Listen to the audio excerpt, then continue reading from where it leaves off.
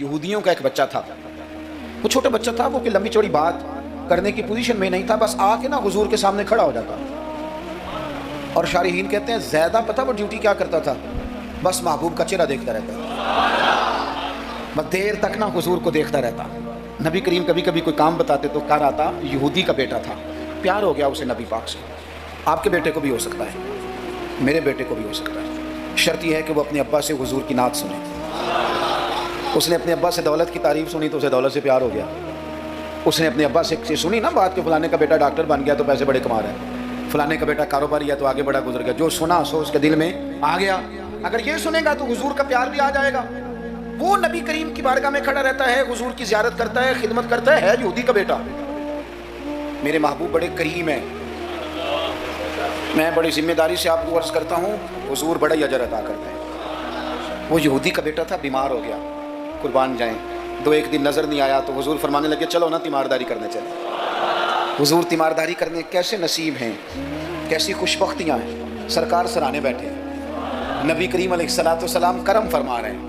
حضور کی وہ محبت دیکھی نا تو وہ غریب یہودی، اسے پتا تھا سرداروں کے طریقے کیا ہیں، اسے پتا تھا چودھریوں کے سلیقے کیا ہیں، اسے خبر تھی کہ خان ہو تو ان کے مہمان بھی کوئی خان ہی ہوتے ہیں، انہیں خبر تھی کہ عام لوگوں کا طرز حیات کیا ہے. لیکن وہ سمجھ گیا کہ میرے جیسے غریب کے بچے کی تیمارداری کرنے جو آئیں وہ دنیا دار نہیں، وہ اللہ کے سچے رسول ہیں. حضور صلی اللہ علیہ وسلم نا چھوٹے بچے سے بات کر رہے ہیں، ادھر دیکھنا میری طرف، چھوٹے بچے سے. اب میں نے جو بات کہنی ہے اگر آپ کی سمجھ میں آ گئی تو ٹھیک ہے، نبی آئی تو بات ٹھیک ہے.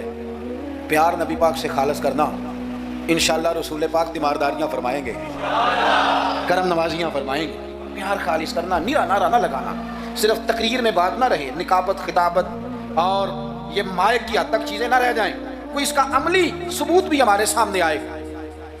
حضور اس بچے سے بات کر رہے ہیں، فرماتے ہیں کلمہ نہیں پڑھ لیتا. قربان جائیں، کسی کو ابا نے کلمہ پڑھایا، کسی کو اماں نے پڑھایا، کسی کو مفتی صاحب، پیر صاحب، علامہ صاحب، صوفی صاحب، درویش نے پڑھایا. اس کے بھی تو ذرا نصیب دیکھو نا، کلمہ نہیں پڑھ لیتا. تو اس بچے نے نا نظروں ہی نظروں میں اپنے باپ کی طرف دیکھا، پڑھ لوں کلمہ، نظروں ہی نظروں میں پوچھ رہا ہے. تو والد کو بھی پتا تھا نا کہ یہ کون ہے، ایسے تھوڑی کوئی آ جاتا ہے تیمارداری کرنے. بڑے پیارے ہوتے ہیں بچے ماں باپ کو.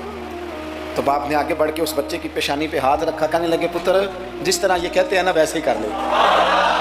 آپ پیار تو خالص کریں نبی پاک سے. حضور نے کلمہ پڑھایا، وہ شخص کلمہ پڑھ کے مسلمان ہو گیا، اس کی روح پرواز کر گئی. بڑا نصیبہ والا تھا جس کا جنازہ بھی مدینے والے محبوب نے پڑھایا، جس پر کرم نوازیاں بھی حضور